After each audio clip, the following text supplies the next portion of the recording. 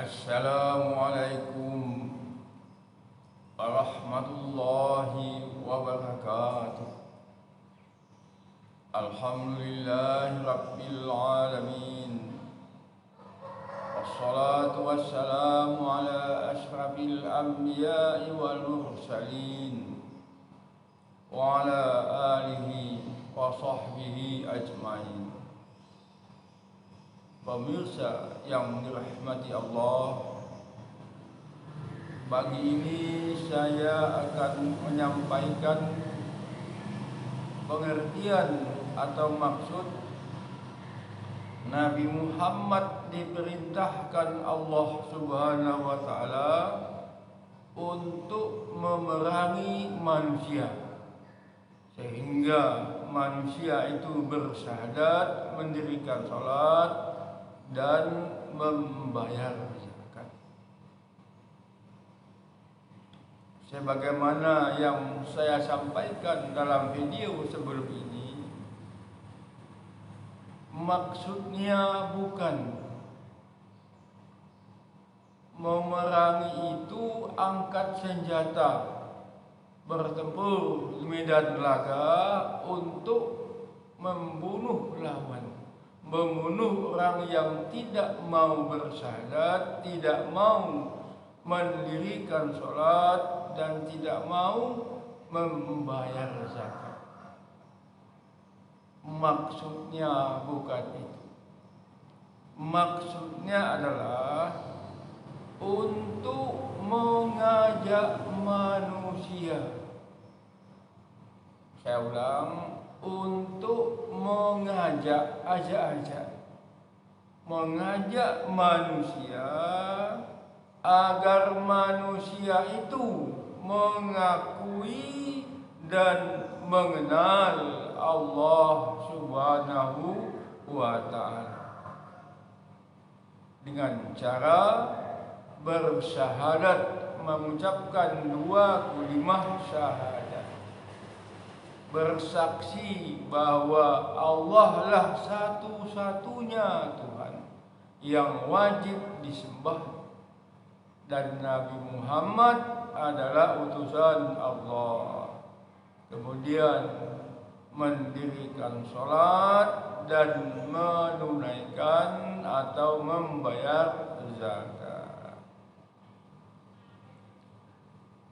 Pemirsa, Rasulullah Sallallahu Alaihi Wasallam mengajak manusia untuk Islam, untuk masuk agama Islam. Jadi kesimpulannya, Rasulullah Sallallahu Alaihi Wasallam berdakwah kepada manusia untuk memperkenalkan dan untuk mengamalkan syariat agama Islam. Pemirsa, seandainya Rasulullah Muhammad sallallahu alaihi wasallam mengajak manusia untuk masuk agama Islam, mengamalkan syariat agama Islam, manusia itu tidak mau, tidak berkenan, maka orang yang tidak mau itu wajib membayar yang namanya jizyah, yaitu semacam upeti yang diserahkan kepada Nabi Muhammad Sallallahu Alaihi Wasallam. Kalau sekarang katakanlah uang jaminan keamanan, sehingga dengan jizyah itu mereka yang tidak mau masuk Islam tadi tapi masih berada di bawah kekuasaan naungan Rasulullah Muhammad sallallahu alaihi wasallam diizinkan tinggal di negeri muslim atau pemerintahan Rasulullah sallallahu alaihi wasallam, dan Rasulullah sallallahu alaihi wasallam menjamin keamanan mereka. Pemirsa, dalam sejarah peradaban bangsa-bangsa di dunia, seorang penguasa, seorang raja atau pemerintahan yang besar akan menerapkan upeti kepada kerajaan atau bangsa-bangsa yang berada di bawah kekuasaannya. Contohnya dulu raja-raja Jawa menerima upeti dari rakyatnya. Jadi kalau Rasulullah Muhammad sallallahu alaihi wasallam menerapkan upeti itu hal yang wajar, hal yang lumrah, bukan suatu pemaksaan atau apalagi pemerasan. Ya, kalau di zaman modern sekarang ini, ya, rakyatnya dikenakan pajak oleh pemerintahnya. Contohnya pemerintah kita, pemerintah negara Republik Indonesia, ya, mewajibkan rakyatnya untuk membayar pajak. Mohon maaf Bapak Ibu pemirsa, pajak motor, pajak mobil, pajak bangunan dan sebagainya. Pemirsa, untuk saat ini, sekarang ini, di negara-negara yang mayoritas penduduknya beragama Islam atau umat Islam, ya, umat selain Islam, mohon maaf, yang sekarang istilahnya non-Islam,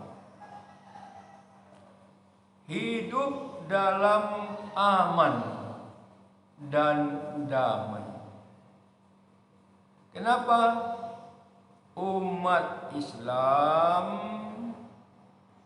Islam dilarang oleh Rasulullah Muhammad sallallahu alaihi wasallam menyakiti umat selain Islam.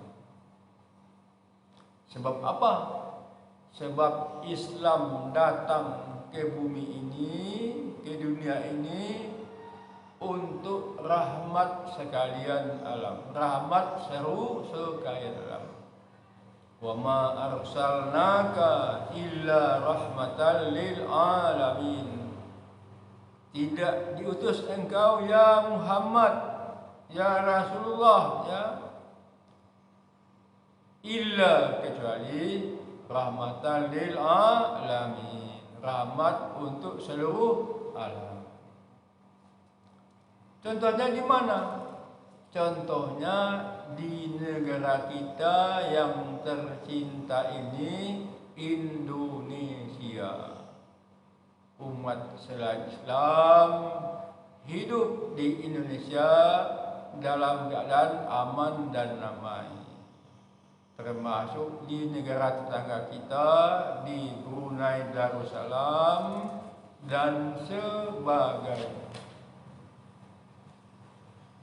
Namun sebaliknya, kenyataannya saat ini di suatu negara umat Islamnya sedikit, minoritas. Umat Islamnya ditekan, umat Islamnya diawasi, dikontrol. Kadang-kadang difitnah, kadang-kadang disiksa dan sebagainya. Contohnya di mana? Contohnya umat Islam Uighur di negara Tiongkok sana. Contohnya di mana? Contohnya umat Islam yang ada di Singapura tidak bebas menjalankan Islam seperti di Indonesia. Contohnya di Singapura sana tidak boleh azan pakai mic, tidak boleh, dilarang. Ya. Cukup di dalam masjid saja. Pemirsa, ya, mohon maaf, ya, kita sebagai umat Islam tentu sedikit ya menyesalkan. Padahal dulunya Singapura itu adalah tanah Melayu. Dalam arti kata, dulu itu Singapura penduduknya banyak beragama Islam. Namun sekarang kita sudah sama-sama tahu bahwa Singapura itu masyarakat Melayunya terpinggirkan, Melayunya tinggal. Ini sejarah yang kadang-kadang kita umat Islam Indonesia ini ya kurang paham dan tidak memaklumi. Pemirsa yang dirahmati Allah, cukup sekian. Terima kasih. Billahi fi sabilil haq fastabiqul khairat. Assalamualaikum warahmatullahi wabarakatuh.